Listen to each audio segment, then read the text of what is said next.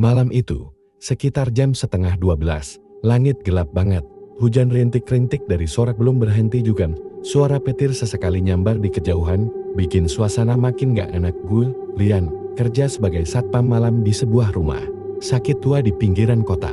Rumah sakit itu udah gak dipakai lagi sejak 5 tahun lalu. Kata orang-orang sih, karena bangkrut, tapi gosip yang beredar lebih seram daripada itu. Ada yang bilang banyak kejadian aneh. Ada juga yang percaya kalau tempat itu berhantu. Tapi gue orangnya gak percaya hal-hal kayak gitu. Selama masih ada gaji dan gak ada yang ganggu, gue jalanin aja. Bos gue bilang, meskipun rumah sakit itu udah kosong, tetap harus dijaga. Soalnya banyak alat medis mahal yang belum dipindahin. Beberapa ruang juga masih disegel, karena katanya proses legalitasnya belum selesai. Gue sih gak terlalu pusing. Yang penting, kerjaan gue jelas, jaga malam, patroli tiap jam, dan pastiin gak ada orang masuk sembarangan. Malam itu awalnya biasa aja. Gue duduk di pos satpam, minum kopi sachet yang udah gue seduh dari termos kecil, sambil nonton CCTV. Hujan makin deras, angin sesekali bikin ranting pohon depan gerbang goyang keras. Pos satpam gue kecil, tapi cukup buat naruh meja CCTV, rak sepatu, dan satu sofa tul. Gue duduk di situ, mantengin monitor sambil ngemil roti yang gue beli dari warung tadi sore. Jam menunjukkan pukul 0.45 saat mata gue mulai berat. Gue sempet mikir buat nyender sebentar, tapi tiba-tiba salah satu layar CCTV bikin gue kaget. Kamera lorong lantai 2 yang biasanya gelap dan sepi nampilin sosok perempuan. Dia jalan pelan-pelan dari ujung lorong ke arah kamera. Rambutnya panjang banget, nutupin sebagian wajah. Bajunya putih bersih, model lama, mirip banget sama seragam suster zaman dulu yang ada topi kecilnya di atas kepala. Gue langsung duduk tegak. Lah, siapa tuh? Jantung gue langsung deg-degan, soalnya lantai 2 itu seharusnya kosong total. Semua pintu udah gue set dan kunci sendiri pas sore. Lagi pula, gak ada siapa-siapa di rumah sakit ini kecuali gue. Gak ada pasien, gak ada perawat, apalagi suster. Awalnya, gue mikir mungkin ada orang iseng, bisa jadi maling. Tapi siapa coba yang mau masuk ke rumah sakit? Tuh, tengah malam, pas hujan gini.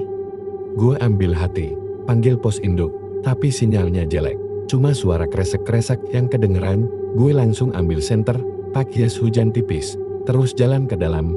Gue harus naik tangga buat ke lantai 2, karena lift udah mati sejak lama. Ruangan rumah sakit itu, kalau malam serem banget. Cat dindingnya udah pada ngelupas, beberapa kaca jendela pecah, dan sebagian lampu neon kedap-kedip atau mati total. Pas gue mulai naik tangga ke lantai 2, suasananya langsung berubah. Dingin banget, padahal gue masih pakai jaket. Udara di sana rasanya berat, kayak ada yang ngikutin dari belakang. Gue nengok sekali, tapi gak ada apa-apa, cuma tangga kosong dan suara hujan di luar. Begitu gue nyampe di lorong lantai 2, bulu kuduk gue langsung berdiri. Lampu lorong kedap-kedip, bunyinya cetek-cetek kecil yang bikin suasana makin gak nyaman. Lorong itu panjang lurus, dengan pintu-pintu kamar rawat di kiri kanan. Sebagian pintunya ada label angka, sebagian lagi udah kopot. Tapi yang paling bikin gue gak tenang, gue nyium bau aneh, bau menyengat, kayak campuran alkohol medis, darah, dan sesuatu yang busuk. Gue nyenterin sepanjang lorong, gak ada siapa-siapa. Tapi CCTV jelas-jelas tadi nampilin sosok perempuan jalan ke arah kamera. Kemana dia sekarang? Tiba-tiba, dari ujung lorong, gue dengar suara langkah kaki, pelan tapi jelas, tok-tok-tok. Suara hak tinggi, jalan pelan banget. Gue refleks ngorok ke arah suara itu, tapi gak kelihatan apa-apa. Hanya lorong kosong dengan cahaya lampu yang berkedip. Gue coba panggil, halo? Siapa di sana? Tapi gak ada jawaban. Suara langkahnya malah makin dekat, kayak jalan pelan ke arah gue. Gue merinding setengah mati, senter gue sempet redup sebentar, terus nyala lagi. Gue tahan napas, nunggu sosok itu muncul. Tapi anehnya, gak ada apa-apa, hanya suara langkah itu. Makin dekat, makin nyata. Kayak tinggal beberapa meter di depan gue. Tapi pandangan gue masih ke lorong kosong. Tiba-tiba senter gue kedap-kedip lagi, dan saat itu, dari ujung lorong, gue lihat bayangan putih melintas cepat banget, cuma sekelebat, tapi cukup buat bikin kaki gue lemes. Gue mulai mundur pelan-pelan, tetap nyenterin ke arah depan. Tapi langkah kaki itu tetap kedengeran, terus jalan. Kayak gak peduli gue lihat atau enggak, suaranya makin dekat. dan gue ngerasa hawa dingin makin menusuk kulit. Saking dinginnya, napas gue sampai keluar uap. Gue coba panggil HT lagi. Pak, Edi, monitor CCTV lantai 2. Ada yang aneh. Tapi jawaban HT cuma suara krek-krek. Disusul hening, gue mulai panik. Gue balik badan, niatnya mau langsung turun lagi. Tapi pas gue muter, suara langkah itu berhenti, hening total, dan di detik yang sama, gue denger bunyi pram. Salah satu pintu kamar rawat sebelah kiri tiba-tiba kebuka sendiri, kayak ada yang nendang dari dalam. Gue kaget banget, jantung langsung deg-degan perlahan. Gue nyorot senter ke arah pintu itu, dan di sana berdiri sosok perempuan, bajunya putih bersih, rambut panjangnya nutupin hampir seluruh wajah. Tapi yang paling bikin gue merinding sampai kaki gue nggak bisa gerak. Mukanya putih polos, nggak ada mata, nggak ada hidung, nggak ada mulut, cuma permukaan halus tanpa ekspresi. Tapi gue bisa ngerasa dia ngeliatin gue nggak bisa teriak, nggak bisa gerak. Badan gue kaku kayak kesetrum. Entah berapa detik, gue berdiri di situ, sampai akhirnya suara petir gate nyambar dan bikin gue tersadar. Gue langsung balik badan, dan lari sekuat tenaga ke arah tangga. Nafas gue berat, tapi gue paksain. Di setiap belokan lorong, gue ngerasa kayak ada bayangan putih di ujung sana, selalu ngikutin. Tapi gue nggak berani nengok, gue cuma lari. Sampai akhirnya gue nyampe lantai bawah, dan langsung ngunci pintu akses ke lantai 2. Begitu gue sampai di pos, gue duduk lemes, baju basah kena keringat dan sisa hujan. Gue ngeliat monitor CCTV lagi, semua kamera normal. Kecuali satu, kamera lorong lantai 2 gelap total, kayak dimatiin. Tapi beberapa detik kemudian, gambar kamera itu nyala lagi, dan di situ sosok perempuan itu muncul. Dia berdiri tepat di tengah lorong, ngadep ke kamera. Kali ini, dia ngelambai pelan-pelan banget, kayak bilang, aku masih di sini. Dan di saat itu, gue sadar, rumah sakit ini nggak pernah benar-benar kosong. Setelah kejadian malam itu, gue sempat mikir buat resigen. Serius, bukan karena takut doang, tapi lebih gak yakin masih bisa waras kalau terus-terusan diganggu hal kayak gitu. Tapi ya gimana, gue butuh kerja, gak banyak tempat yang nerima satpam shift malam, apalagi kalau udah punya pengalaman di tempat angker begini. Jadi, gue bertahan.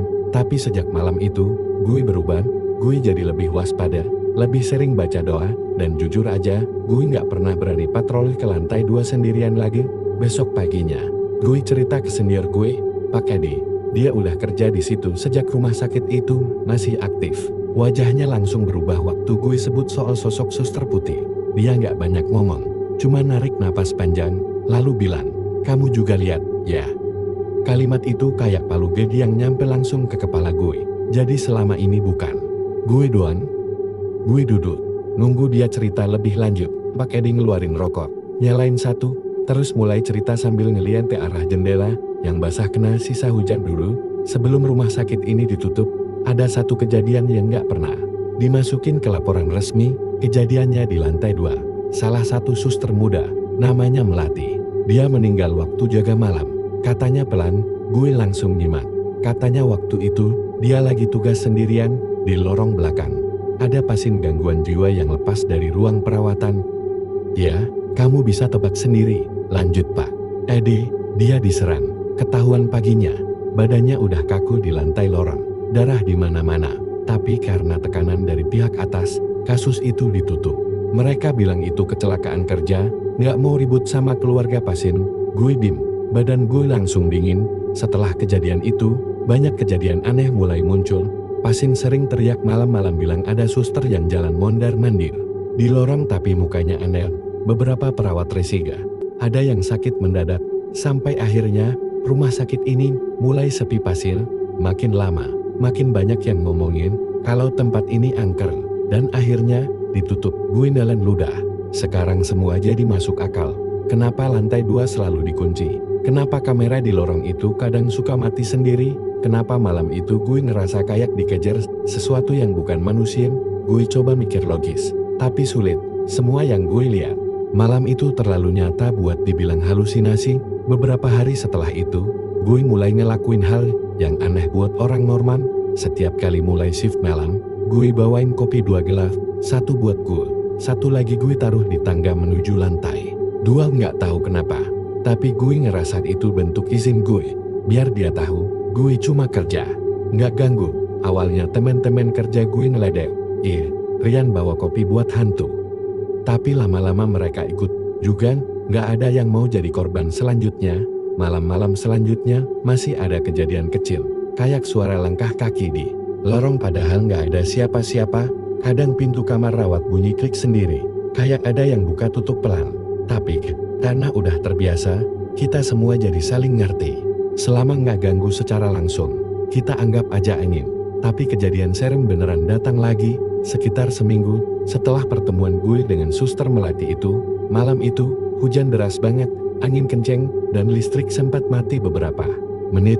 Gue lagi duduk di pos, nonton CCTV sambil nunggu genset nyala. Begitu listrik balik, gue iseng lihat rekaman kamera selama mati tadi, dan pas di rekaman kamera lantai 2. Waktu itu jam 02 menit, terlihat bayangan putih, berdiri tepat di bawah kamera, nggak bergerak, cuma berdiri sambil nadep ke kamera, rambut panjang, baju putih. Gue majuin videonya pelan-pelan. Di menit ketiga, dia masih berdiri. Di menit kelima, dia mulai ngelangkah mundur, lalu menghilang. Gue merinding sekujur badan. Padahal kamera itu nggak bisa nangkep suara, tapi entah kenapa, pas gue lihat rekaman itu, kepala gue kayak dengar suara lirih, kayak bisikan, "Aku masih di sini." Gue langsung matiin rekaman, nggak sanggup lihat lebih lanjut. Malam-malam selanjutnya, gue mulai mimpi aneh. Dalam mimpi, gue ada di lorong rumah sakit itu, tapi suasananya jauh lebih gelap, lampunya semua mati. Gue jalan sendirian, suara langkah kaki gue sendiri menggema. Tiba-tiba di ujung lorong, ada perempuan berdiri, sama kayak yang gue lihat malam itu. Tapi kali ini, dia pelan-pelan buka mulutnya yang sebelumnya nggak ada. Dari mulutnya, keluar darah banyak. Terus dia ngomong, tapi suaranya berat, kayak dari dalam sumur. "Aku cuma pengen pulang." Gue kebangun dengan napas terengah-engah, dan keringat dingin ngucur dari leher. Jam di HP gue tunjukin pukul 0.45 menit. Sama persis kayak waktu pertama kali gue ngeliat Dian. Gue cerita ke Pak Edi soal mimpi itu. Dia cuma bilang satu kalimat yang bikin gue mikir semalaman. Kadang, arwah yang masih gentayangan itu bukan pengen ganggu, tapi dia pengen didengerin. Sejak saat itu, gue mulai nyari tahu tentang keluarga Suster Melati. Tapi data-datanya udah dibuang. Nama lengkapnya aja nggak ada di arsip. Seolah-olah dia nggak pernah kerja di rumah sakit itu. Dan gue mulai sadar, mungkin itulah kenapa dia masih di sana. Karena dia dilupain. Karena dia dianggap nggak pernah ada. Malam itu, sebelum shift gue mulai, gue jalan ke lantai 2 bukan buat patroli, tapi buat naruh bunga kecil yang gue beli di warung. Gue taruh di depan kamar rawat nomor 209 tempat terakhir dia terlihat.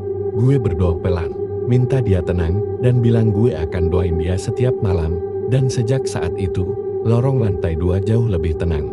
Gak ada lagi suara langkah kaki, atau sosok di CCTV.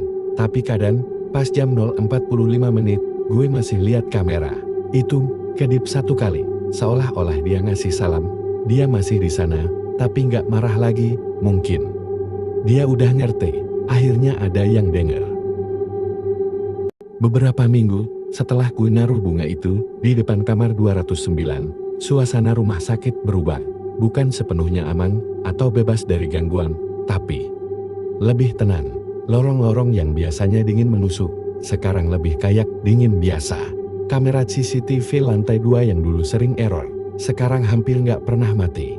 Kadang masih ada suara-suara kecil kayak langkah kaki atau pintu berderit, tapi nggak seganas sebelumnya.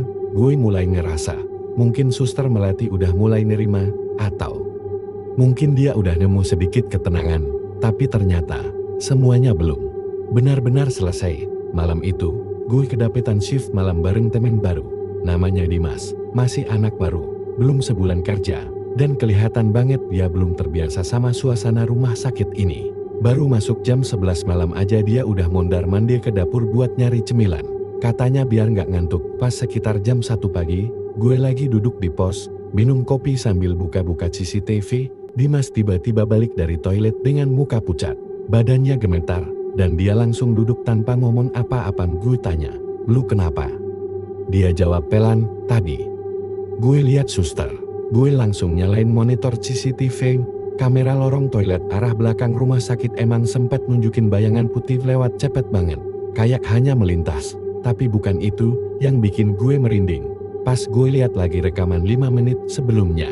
Di salah satu frame, kelihatan jelas. Sosok perempuan bergaun putih berdiri di depan pintu toilet cowok, rambut panjang, kepala sedikit nunduk, dan lagi-lagi, mukanya kosong. Dimas cerita sambil gemeteran. Gue pikir orang, makanya gue nunggu dia keluar. Tapi lama banget gak keluar-keluar. Gue panggil, "Suster, mau lewat?" Tapi gak ada jawaban. Gue iseng intip, dan dia gak ada. Padahal gue lihat sendiri, dia berdiri di situ. Gue langsung tahu. Dia ngeliat suster melatin. Gue coba nenangin dia, kasih minum, terus bilang, kalau dia harus kuat mental, kalau mau lanjut kerja di sini. Tapi dalam hati gue was-was juga, kenapa dia muncul lagi? Kenapa sekarang dia muncul ke orang lain, bukan cuma ke gue? Besoknya, gue langsung konsultasi lagi ke Pak Edin. Gue ceritain semuanya, termasuk bunga yang pernah gue taruh dan perubahan suasana yang sempat tenang. Tapi beliau malah kelihatan makin serius. Dia balik lagi, karena dia belum selesai. "Rian," katanya sambil ngeluarin kunci tua dari laci meja. "Dulu, kamar 209 itu langsung dikunci setelah kejadian. Tapi ada satu ruangan di dalam kamar itu yang gak pernah dibuka sama siapapun." Gue bengong. "Ruangan apaan?" Pak Edi narik napas. "Lemari penyimpanan, di dalamnya ada barang-barang pribadi suster Melatin. Tapi waktu itu atasannya nyuruh buat kunci dan tinggalin aja. Gimana kalau dia muncul lagi karena dia pengen diingat?" Tanpa mikir panjang, malamnya gue dan Pak Edi naik ke lantai 2. Gue bawa bunga baru, dan dia bawa kunci tua itu. Lorong lantai 2 malam itu sepi. Tapi beda, bukan sepi yang mencekam. Lebih ke hening, kayak nunggu sesuatu. Kami buka kamar 209 perlahan. Bau lembab langsung keluar begitu pintunya kebuka. Dalam kamar itu, masih banyak barang tersisa, tempat tidur tua, kursi lipat, dan lemari besi di pojok ruangan. Lemari itu berdebu banget. Kayak udah bertahun-tahun gak disentuh. Pak Edi masukin kunci, awalnya seret, tapi akhirnya kebuka. Di dalamnya ada kotak kayu kecil, catatan jadwal jaga, dan satu foto tua. Foto seorang perempuan muda, pakai seragam suster putih, rambutnya dikonde, senyumnya tipis. Gue langsung tahu, itu dia. Di balik kotak kayu, ada beberapa surat yang ditulis tangan, isinya macam-macam. Ada yang ditujukan ke ibunya, ada juga yang kayaknya catatan pribadi tentang betapa capek dan takutnya dia kalau jaga malam. Beberapa tulisan bahkan kayak pengakuan bahwa dia sering diganggu pasien yang kasar, tapi gak pernah bisa lapor karena takut dipecat. Gue baca pelan-pelan. Jujur aja, dada gue sesek banget. Baru kali itu gue ngerasa, arwah itu bukan cuma bayangan yang nyeremin, tapi juga seseorang yang dulu pernah hidup, punya rasa, punya masalah, punya luka. Kami ambil surat-surat itu, foto, dan kotaknya. Gue bilang ke Pak Edi, biar gue yang urusin. Gue mau kasih ke keluarganya, kalau masih ada. Selama 2 minggu ke depan, gue nyari informasi lewat arsip lama. Nanya-nanya ke mantan pegawai rumah sakit. Dan akhirnya, nemu alamat adiknya suster Melati di luar kota. Gue datengin langsung. Namanya Bu Ratna. Waktu gue nyerahin barang-barang itu, beliau langsung nangis. Ternyata, keluarga mereka dulu memang gak pernah diberi kabar jelas soal kematian Melati. Cuma dibilang kecelakaan kerja, dan barang-barangnya gak pernah dikembalikan. Mereka udah lama nyari kejelasan, tapi gak pernah nemu. Hari itu, gue datang bukan sebagai satpam rumah sakit, tapi sebagai pengantarnya, yang akhirnya bisa bantu satu keluarga buat nutup luka lama. Malamnya, waktu gue balik kerja, lorong lantai 2 rasanya lebih terang. CCTV jalan lancar, dan jam 0.45 menit, kamera di ujung lorong itu sempat mati 1 detik. Tapi waktu nyala lagi, gak ada apa-apa, kosong bersih. Tenang, gue duduk di pos, ngeliatin layar dengan senyum kecil. Lalu bisik pelan, "Udah pulang ya, Mak?" Dan malam itu, gak ada suara langkah, gak ada pintu kebuka sendiri, gak ada sosok putih, cuma hujan rintik-rintik. Dan rasa damai yang anehnya bikin gue tenang.